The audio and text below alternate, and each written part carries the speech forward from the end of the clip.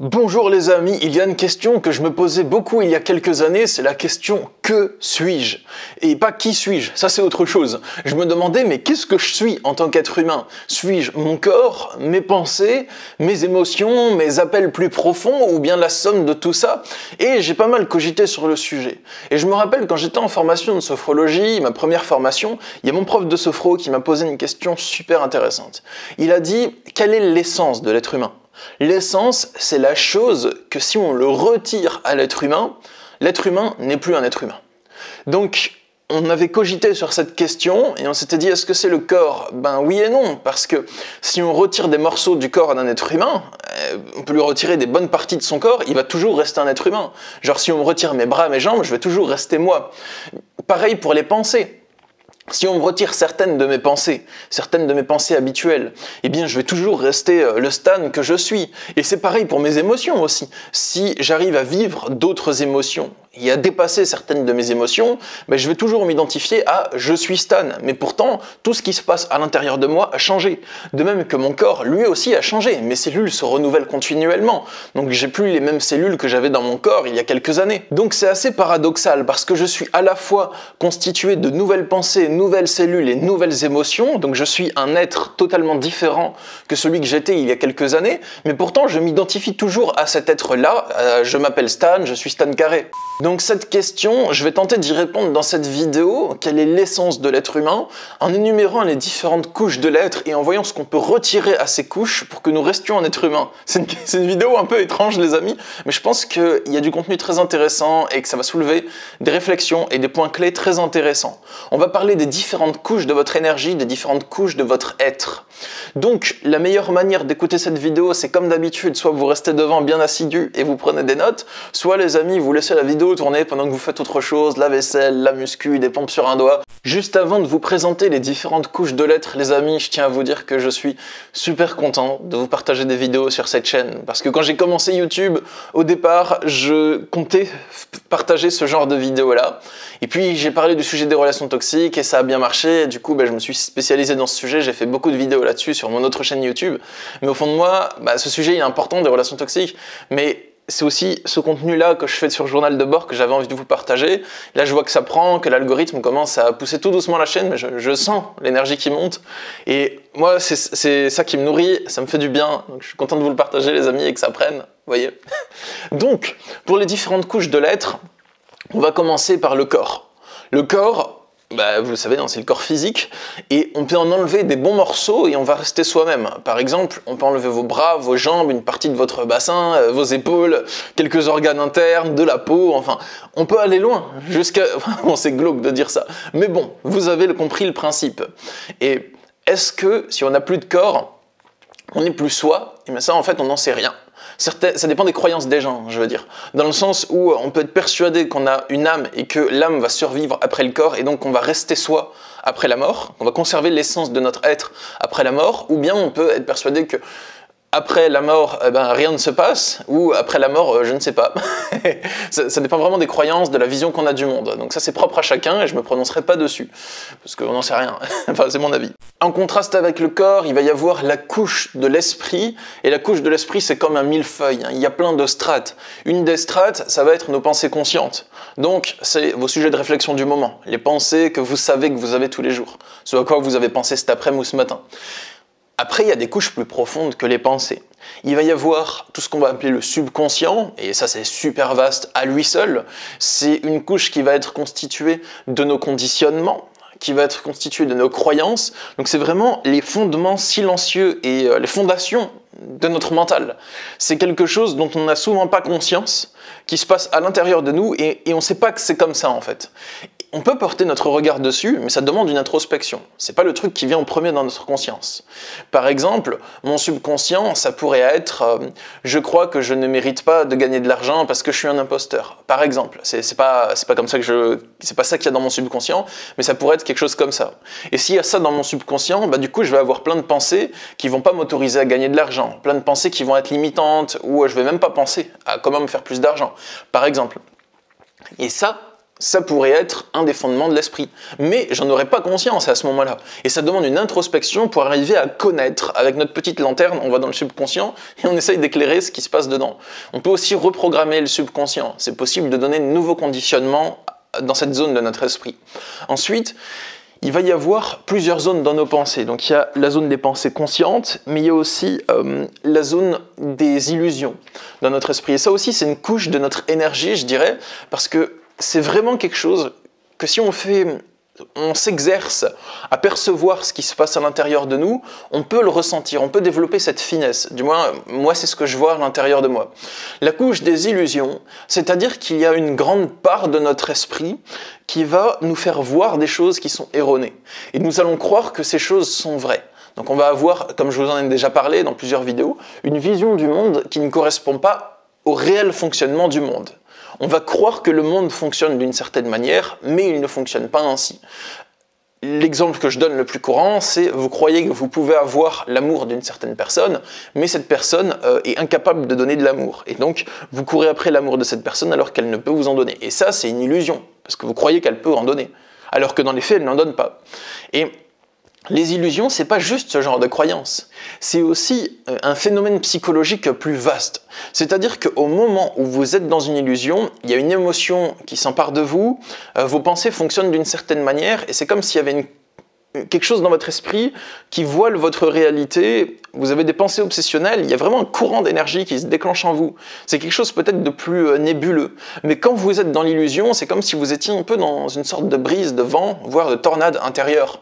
Et le moment où l'illusion s'apaise, vous arrivez à en sortir, ou bien où il y a un moment d'accalmie, il y a une autre couche de votre esprit qui est sollicitée. C'est ce que je vais appeler la couche de l'esprit centré. C'est à partir du moment où vous êtes centré en vous, où votre esprit est calme, où vous voyez les choses de manière objective. Et ça, j'ai l'impression que c'est aussi une zone de votre esprit. Quand je parle de zone, j'emploie ce terme parce que la manière dont moi, je les sens, je sens qu'il y a différentes choses qui s'activent dans mon enveloppe énergétique au moment où je sollicite ces différents mécanismes psychologiques. Donc quand je suis dans une illusion, je vais sentir qu'il y a des sensations physiques vers cette zone-là du cerveau, et je vais sentir une sensation énergétique dans cette zone-là de mon énergie. Je sais pas trop comment le dire autrement, mais voilà, je vous le balance comme ça vient, hein, c'est vraiment des ressentis qui sont propres à moi. Et quand je suis dans la zone des pensées centrées, je vais sentir plus des sensations au niveau de l'arrière du crâne, juste en dessous de la bosse, et je vais aussi sentir quelque chose au niveau de cette zone-là de mon énergie, devant la poitrine. Donc voilà un peu ce que j'avais à vous partager, au cas où ça peut vous aider à éclairer votre vision. Et dans la zone de l'esprit, c'est troublant, parce qu'on peut tout enlever et tout remplacer, mais on restera soi-même.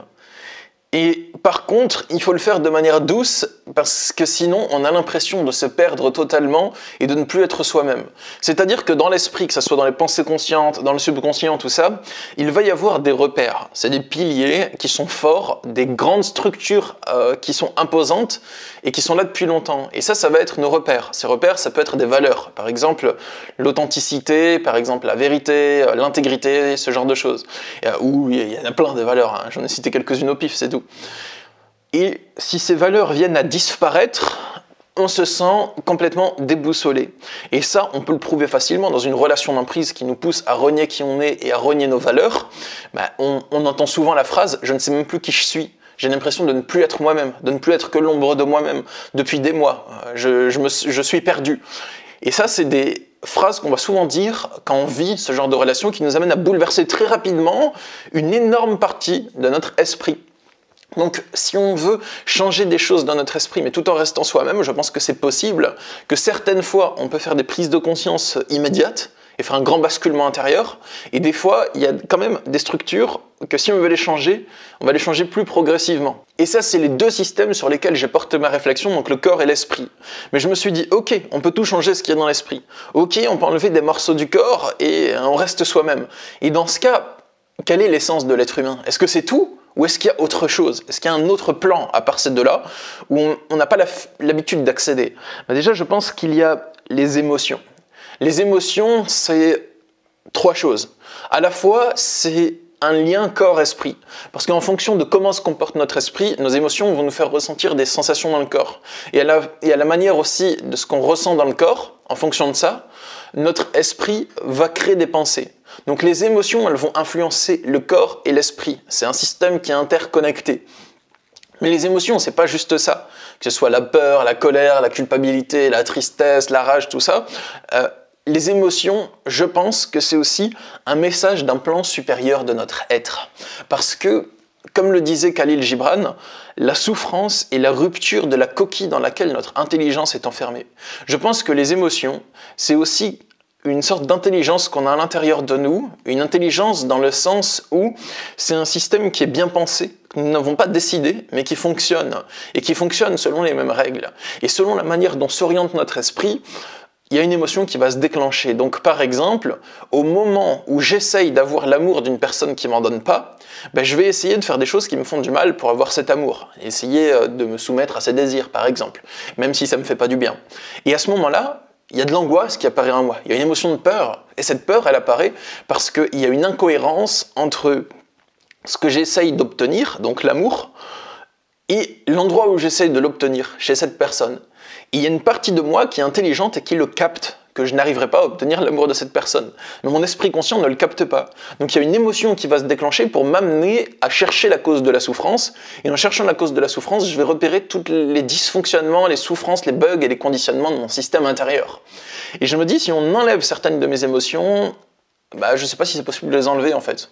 On peut arriver à modifier notre esprit pour ne plus produire nos émotions de souffrance, on peut arriver à apaiser nos traumatismes pour ne plus les produire non plus, mais par contre je pense pas qu'on puisse flinguer le système émotionnel en fait. Je pense qu'il continue à fonctionner et que c'est à nous de nous adapter aux règles posées par les émotions et ça nous permet de grandir intérieurement et c'est très beau. De ce que j'ai pu observer, il reste encore une couche importante de notre être, alors je vais vous la partager, mais juste avant ça, je vous suggère de vous abonner à cette chaîne, les amis. Si vous aimez le contenu que je partage dessus, que ça vous captive, que vous trouvez que c'est original, que c'est intéressant, eh bien je vous invite à vous abonner à cette chaîne si ce n'est pas déjà fait, et cliquez sur la petite cloche pour être notifié des prochaines vidéos. L'autre couche de l'être que j'ai identifiée, elle peut porter plusieurs noms. On peut l'appeler le soi supérieur, notre nature authentique, notre authenticité ou encore l'âme. On l'a chacun à l'intérieur de nous. Et ce soi authentique, pour toutes les personnes qui arrivent à y accéder, elles en font une description qui est très similaire. Que c'est quelque chose de pur, de beau, de naturel, qui était là depuis le début mais on ne le voyait pas. Et qu'on a l'impression que tous les soi authentiques ont des points communs. C'est-à-dire qu'une personne qui accède à son soi authentique, en discutant avec une autre personne qui accède à son soi authentique, elle va reconnaître beaucoup de choses.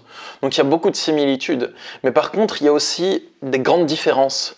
Et notre nature authentique, elle va nous pousser à faire des choses qui sont différentes de celles des autres personnes, avoir d'autres centres d'intérêt, d'autres appels, une autre manière de s'épanouir. Donc à ce niveau-là, on est à la fois tous semblables et similaires, mais aussi tous uniques et vraiment différents. Mais ceux qui n'y ont pas accès naturellement, c'est possible d'y accéder, et il va falloir faire un travail intérieur, et j'ai prévu de faire la prochaine vidéo qui va sortir sur ma chaîne, sur comment accéder à son soi authentique ou accéder à son âme. Ça mérite une vidéo complète, parce que c'est un sujet très intéressant à développer. Donc, au niveau de quelle est l'essence de l'être humain, la conclusion, c'est que toutes ces couches qu'on a, le corps, les différentes couches de l'esprit, les conditionnements, les pensées, tout ça, il n'y a aucune de ces couches qui ne devrait pas être. Genre, c'est pas le mental, c'est pas bien, les conditionnements, faut plus en avoir. Non, c'est des choses qui sont importantes. Heureusement qu'on a des conditionnements, parce que on a des habitudes. Je sais que quand je vais dire bonjour à quelqu'un, il y a des chances qu'il me répondent. Je sais que quand je baisse la clenche d'une porte, elle va s'ouvrir. Donc, tout ce à quoi je suis conditionné, heureusement que c'est là. Ça m'évite de devoir tout réapprendre à chaque fois que je fais des choses. Ça me permet d'apprendre de nouvelles choses et de construire des bases dans mon esprit, c'est important. Le mental, il est important parce que ça me permet de résoudre des problèmes, ça me permet d'élaborer une trame, ça me permet de faire plein de choses. Et les émotions, elles indiquent quand j'ai des problèmes à l'intérieur de moi. Et elles me renseignent aussi sur ce qui se passe en moi, en lien avec ce qui se passe à l'extérieur. Donc il se passe beaucoup de choses et chaque couche est bien. Par contre, le problème, c'est que lorsqu'une couche fonctionne à la place d'une autre, ça crée beaucoup de dysfonctionnements. Par exemple, c'est un peu hors cadre de la vidéo, mais j'ai envie de vous le partager, je pense que c'est intéressant. Pour écrire un livre, je ne peux pas laisser les commandes à mon soi authentique, à mon âme. C'est pas son travail de faire ça, et je vais me sentir perdu si je fais ça, parce que c'est pas le but. Dans le sens où pour écrire un livre, j'ai besoin de me laisser inspirer et d'écouter mes appels de mon soi authentique. C'est important. Mais par contre, pour structurer la trame du livre, j'ai besoin de faire appel à mon mental. Et même pour penser aux phrases, j'ai besoin que mon mental intervienne pour me dire, ok, cette phrase, elle le fait bien dans un livre, cette phrase c'est du bon langage. Le soi authentique, son rôle, ça va être de me donner l'impulsion, l'inspiration, le feu qui fait le départ de ce que j'ai envie de transmettre dedans. Mais après, mon mental, il a à faire tout un travail de structuration pour créer le livre, d'opérer minutieusement, méticuleusement, comme un chirurgien. Et ça, c'est le travail du mental. Pour tirer une conclusion de la question quelle est l'essence de l'être humain, j'en suis arrivé à 2 réponses. La première, c'est que soit l'être humain est la somme d'un tout, et son essence n'est pas nettement définie. C'est-à-dire, il n'y a pas une seule chose qui fera en sorte que si on la retire, l'être humain n'est plus un être humain. Mais pour que Stan, moi donc je reste Stan, ou pour que vous, quel que soit votre prénom, vous restiez vous, il faut que ce tout maintienne une sorte d'équilibre et de bon fonctionnement interconnecté. Un peu comme un monde. Pour qu'un monde reste un monde, en fait, on peut changer les différents individus qui composent ce monde un par un.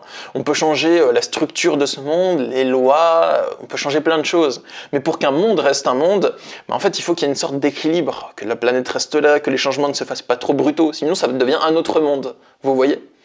Donc, c'est comme si la population de la Terre migrait vers Mars.